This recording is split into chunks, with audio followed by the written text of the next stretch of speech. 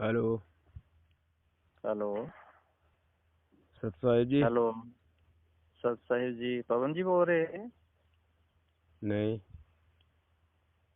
कौन बोल रहे जी आप? हाँ, मध्य प्रदेश से बोल रहे हैं भगत जी।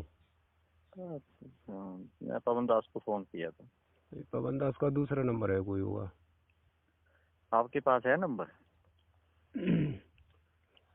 नंबर तो होगा पर अभी तो नहीं है। अभी निकालना पड़ेगा, घर पे होगा, मतलब अभी थोड़ा रास्ते में है। अच्छा, ये तो देंगे आप मेरे को उसका नंबर? नंबर देखना पड़ेगा इसमें। अगर होगा तो इसी नंबर पे कॉल कर देना मेरे को। बोलो, क्या मैं समस्या है? शंकर, हाँ। समस्या पूछनी थी उनसे एक। हाँ, क्या है, बोलो। समस्या है, जैसे मैंने नाम दीक्षा ली हुई है, हम्म।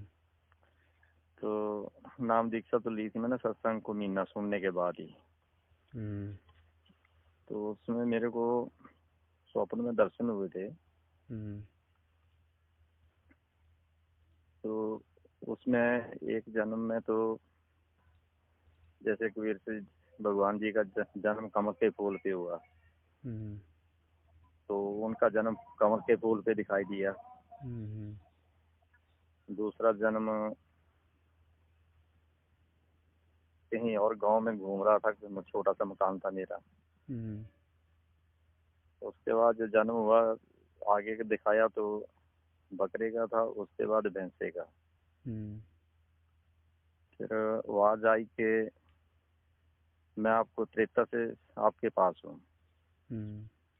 तो त्रेता का जन्म दिखाया तो उसमें मृत शव था, उसमें रोशनी जैसी निकल रही थी मृत शरीर से। हम्म।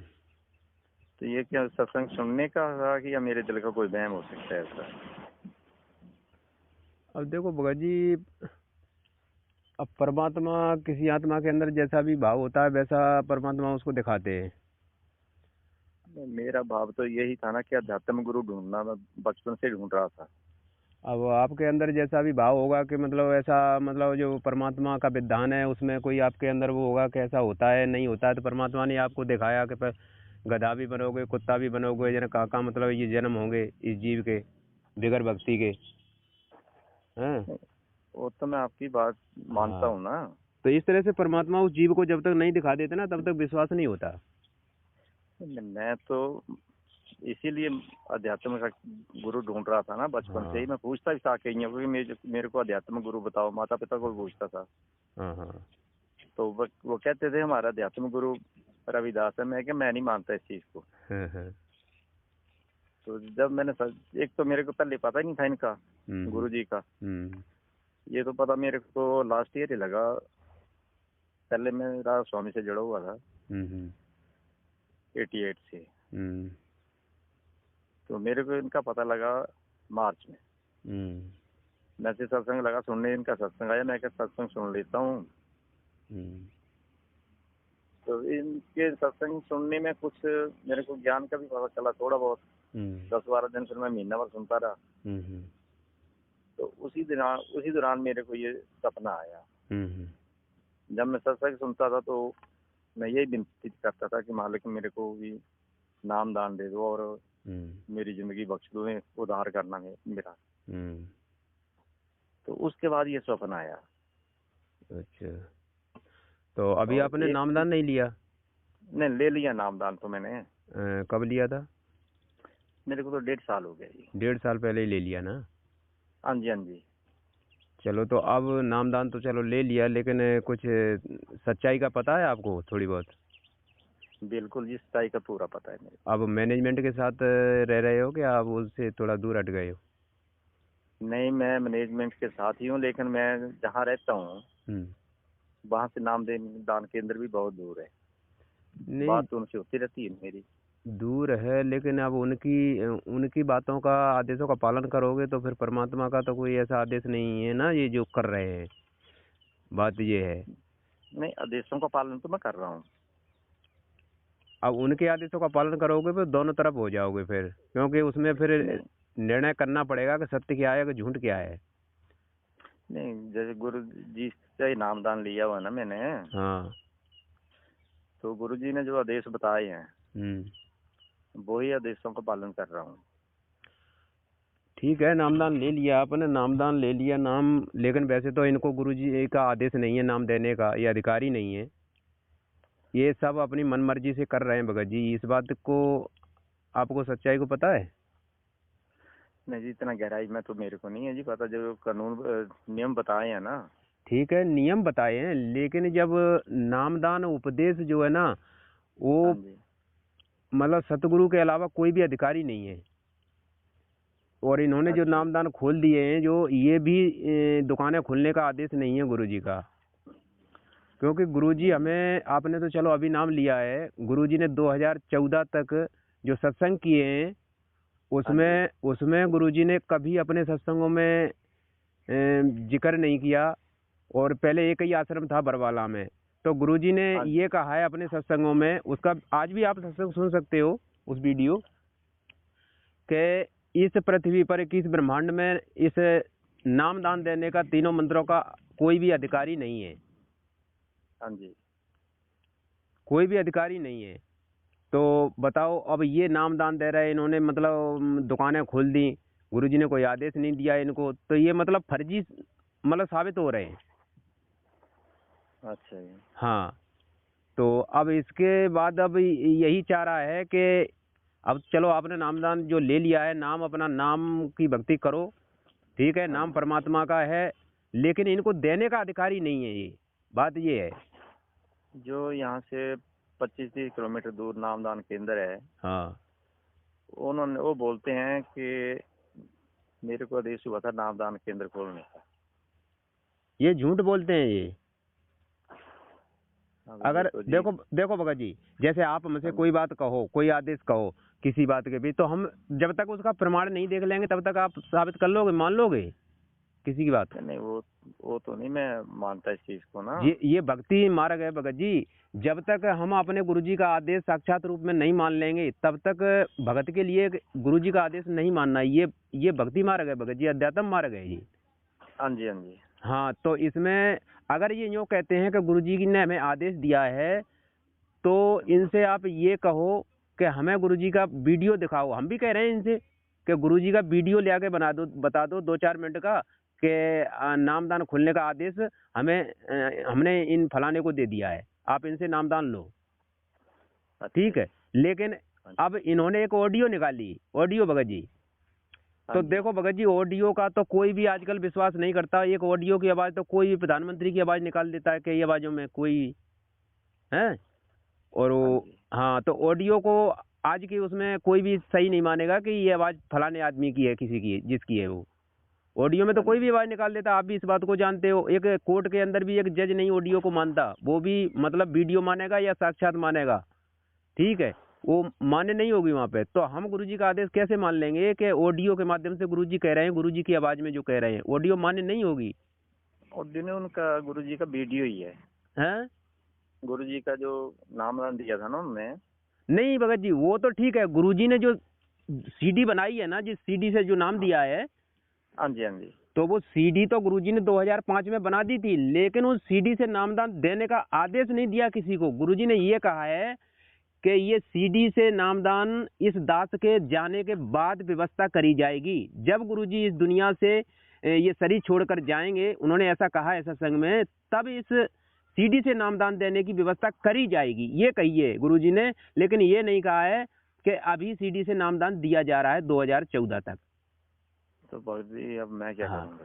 तो भगत जी अब ठीक है, अनजाने में जो भी आपके साथ हुआ है, तो उसके लिए यही है भगत जी, इन लोगों से दूर हटना पड़ेगा, जब भी परमात्मा का कुछ लाभ ले सकते हो। जब तक गुरुजी नहीं आ जाते तब तक। और दूसरा, जो स्वप्न जो हुए थे ना मेरे को, हाँ, ये हुए थे सुबह 4-4:15 के बीच में। हाँ, तो उसमें एक आवाज और भी आई थी, मेरे को नाम लेके आवाज दी थी कि आपको मेरे पास आना पड़ेगा। उन्होंने ये कहा था कि मेरे पास आना पड़ेगा, तभी आपका मोक्ष होगा। हाँ, तो वो परमात्मा ठीक कह रहे हैं कि मोक्ष, जब ये बात स्पष्ट कर दी कि मेरे पास आना पड़ेगा तभी मोक्ष हो सकता है। तो मैं वही सोच रहा हूँ ना। तो परमात्मा ने उनके आपको पास जाया कैसे जाए? हाँ तो देखो कोई बात नहीं, वो तो देखो अभी तो वो जेल में है। अभी जेल में है तो भगत जी वही वही दिशा निर्देश हम भगत भाई दे रहे हैं भक्तों को, जो अनजान है, जो उनके साथ धोखा हो रहा है जो गुरुजी के जाने के बाद, और इन मैनेजमेंट वालों की ही मतलब इनकी ही अपनी मनमानी के चलते ही ये बरबाला कांड हुआ भगत जी। आपको ये सारी सच्चाई का पता नहीं है, जब ये देखोगे ना तब आप नहीं, ये तो मैंने देख लिया ना, मेरे को उसमें कांड का पूरा वीडियो देखा मैंने। हाँ वीडियो देखा ना, जब गुरुजी यहाँ से गए थे बरवाला कांड के बाद, तब गुरुजी स्वयं अपने मुंह से मीडिया के सामने उन्होंने बोल दिया था। जब मीडिया वालों ने पूछा कि भाई महाराज जी ये तुम्हारे ऊपर ये कमांडो खड़े थे, गुंडे खड़े थे इतने सारे, तो गुरुजी ने यूँ कहा कि मेरे नहीं थे, ये राष्ट्रीय समाज सेवा समिति के थे। तो मीडिया ने कहा कि बाबा समिति तो तुम्हारी है। तो गुरुजी ने मना किया कि नहीं नहीं नहीं मेरी नहीं है। तो गुरुजी ने मना कर दिया कि ना तो ये राष्ट्रीय समाज सेवा समिति जो ये मैनेजमेंट है, इन्होंने जो अपनी मन मर्जी से जो बना रखा है आश्रम में, ये अपनी मर्जी से बना रखा था। और गुरुजी ने साफ स्पष्ट कर दिया बरवाला कांड से उस मीडिया के सामने कि ये समिति मेरी नहीं है, ना मैंने किसी को कमांडो बनाए, ना ही मैंने किसी को आदेश दिया। और इन्होंने गुरुजी के सामने रहते हुए उस आश्रम में भक्तों को मतलब गुरुजी का आदेश बताकर, और हम सब भक्तों को वहां पर कमांडो बनाए और पुलिस के सामने मतलब आमना सामना करने के लिए ये वहां पे खड़े हो गए आश्रम में। बताओ, इन्होंने अपनी मर्जी से करते हुए तो ये सारा काम इन्होंने करवाया। और उसका रीजन क्या था मेन भगत जी, ये जो पहले 2006 का करौता कांड था उसकी जो तारीखें चल रही थी, तो कोर्ट का आदेश था गुरुजी के लिए आने के लिए कोर्ट में, तो इन्होंने गुरुजी को जाने नहीं दिया। उस बात का भी बयान गुरुजी ने दे दिया था पुलिस के सामने कि इन लोगों ने तो हमें रोक रखा था, हम तो आना चाहते थे कोर्ट में लेकिन हमें तो रोक रखा था। बताओ, जहाँ तक बयान दिया तो आप बताइए कि हमारे गुरुजी परमात्मा हैं जिसने जाना है। परमात्मा हमारा झूठ नहीं बोलता है, ठीक है, परमात्मा कभी झूठ नहीं बोलता। संत वचन पलटे नहीं चाहे पलट जाए ब्रह्मांड। तो ये ठीक है, तो ये सारी से ज्ञान हो गया थोड़ा बहुत। ठीक है, आपको भगत जी सत्संग सुनो, लेकिन सच्चाई ये है भगत जी। भगत जी मैं इसलिए कॉल की ना, हाँ, कि जैसे मेरे को आवाज आती है, हाँ, कई बार आती है आवाज कि मेरे पास आओ, तो मैं उनके पास कैसे जा सकता हूँ?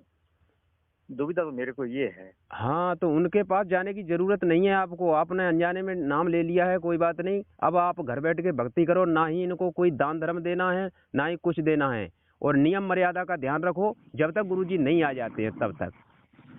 अब यही रास्ता है, यही तरीका है आगे। तो इसीलिए कॉल की ना। हाँ भगत जी, कि मेरे को एक बार नहीं को 6-7 बार आवाज आई है ये कि मेरे पास आओ आप। तब जेल में है तो कैसे जा सकता हूँ मैं? मेरे को तो ये समस्या है। नहीं, मेरे पास आने का भगत जी इसका तो ये है कि गुरुजी ने ये कह रहे हैं मतलब परमात्मा कि भाई मेरे से जुड़ जाओ। जुड़ तो मैं गया हूँ ना। जुड़ गए हो, लेकिन अब वो परमात्मा कह रहे हैं कि मेरे पास आओ। तो अभी जो है ना मैनेजमेंट जो है ना काल का पक्का दूध बन चुका है।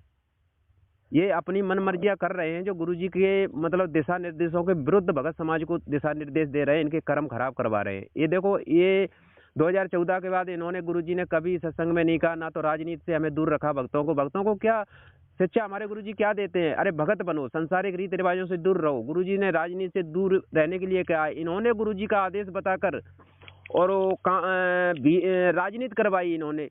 बीजेपी को वोट दिलवाए, कांग्रेस को वोट दिलवाए, राजनीति करवाई इन्होंने, और आरक्षणबाजी करवाई इन्होंने। जाट आरक्षण में इन्होंने रैलियों में इन्होंने हिस्सा भाग लिवाया। इन्होंने जाट आरक्षण में चंदा दिया 11-11 लाख का। बताओ, दान धर्म का भक्तों का।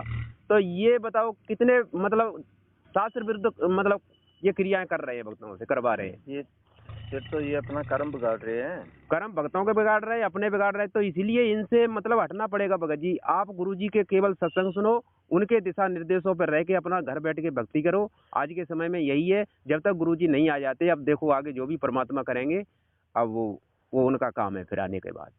तो हम 2 महीने पहले एक घटना घटी मेरे साथ सुबह 4 बजे। तो भी सपना आया था मेरे को। तो उसमें मेरे को गुरुजी दिखाई दिए।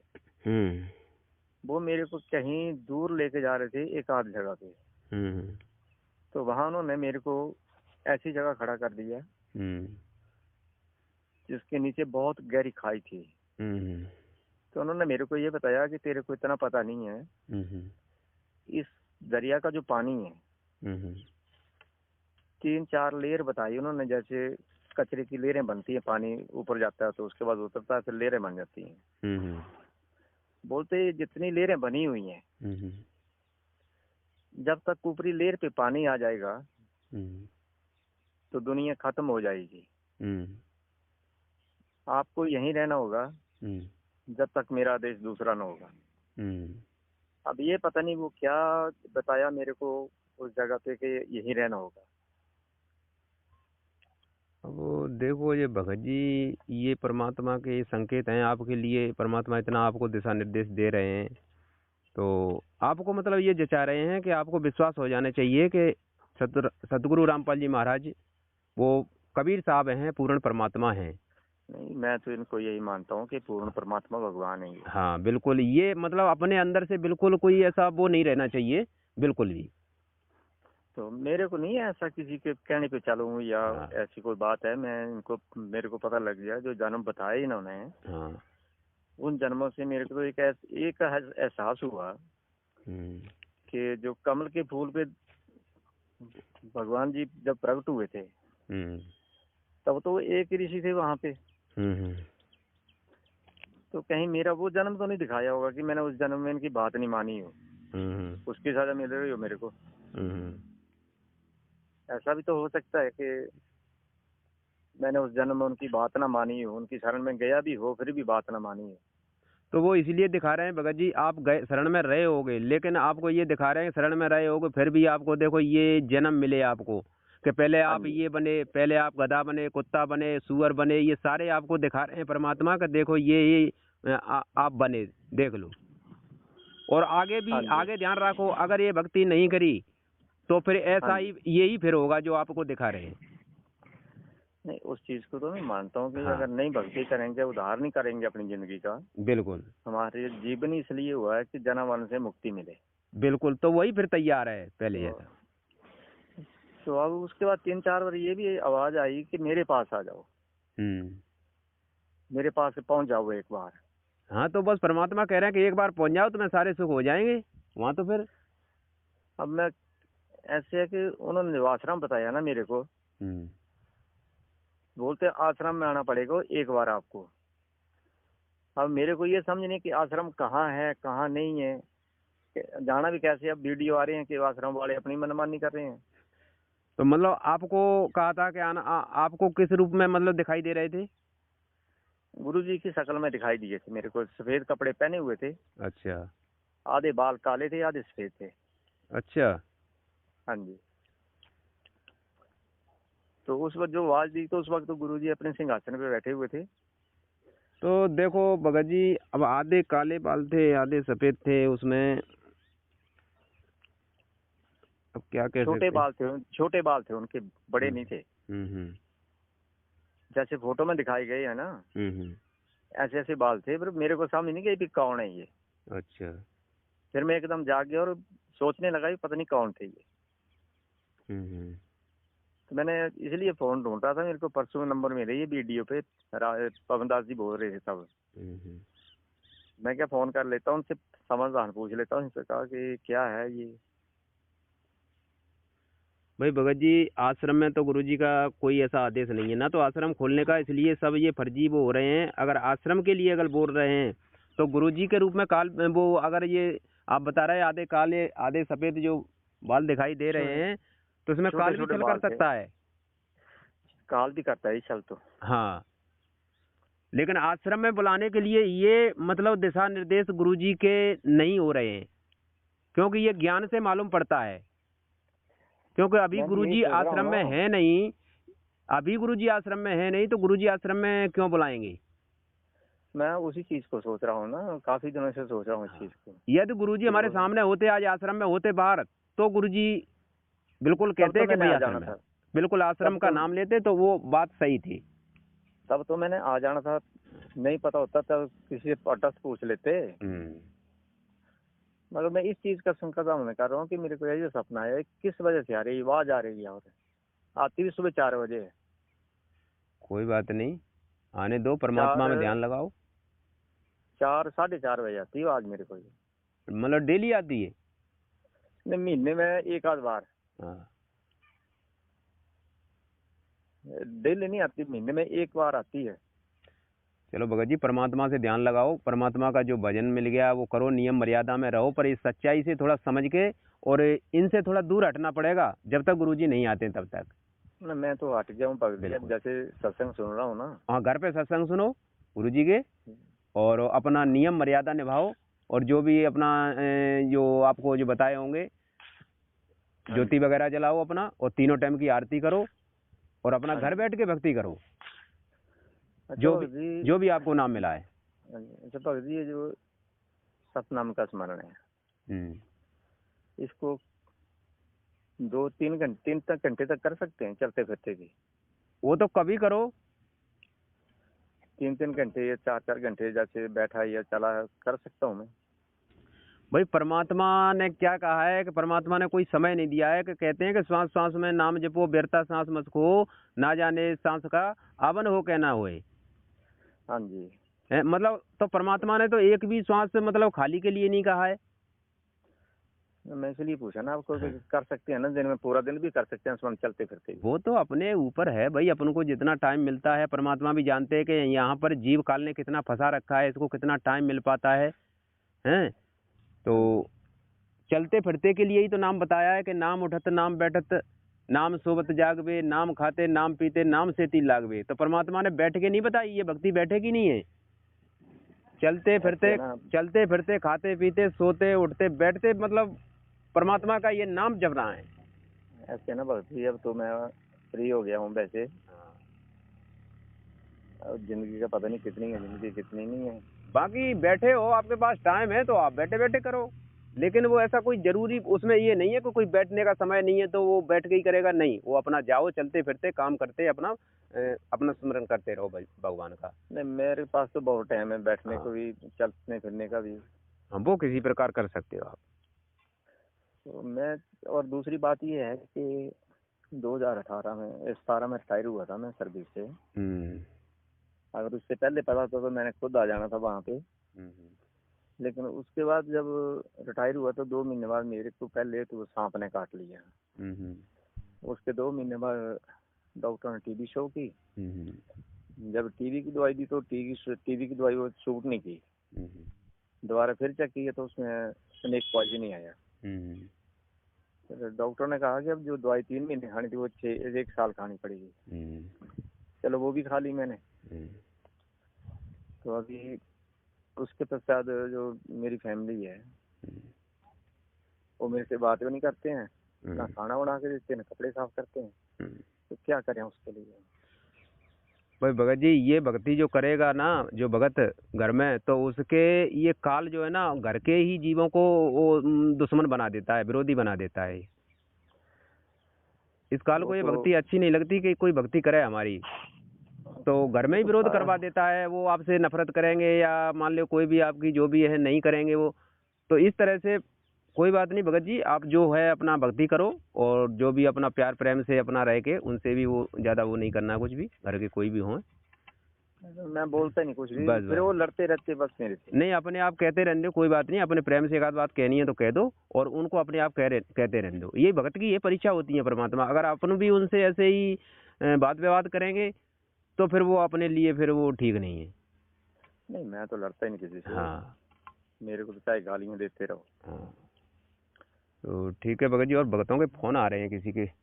ठीक है भगत जी। हाँ भगत जी, ठीक है। अगर टाइम मिलेगा तो दास का फोन नंबर देना मेरे को। हाँ, फिर कभी अगर लग जाए तो बात उनसे कर लेना। और ठीक है भगत जी। हाँ जी, इसी नंबर पे भेज देना। ठीक है। सत साहिब, जय बंदी छोड़ की। जिसके सिर पर कृपा गुरु की, वो दुख कैसे आएगा? जिसके सिर पर कृपा गुरु की, वो दुख कैसे पाएगा? नाम गुरु जी का जप लेगा, नाम गुरु जी का जप लेगा, जीवन सफल बनाएगा। जिसके सिर पर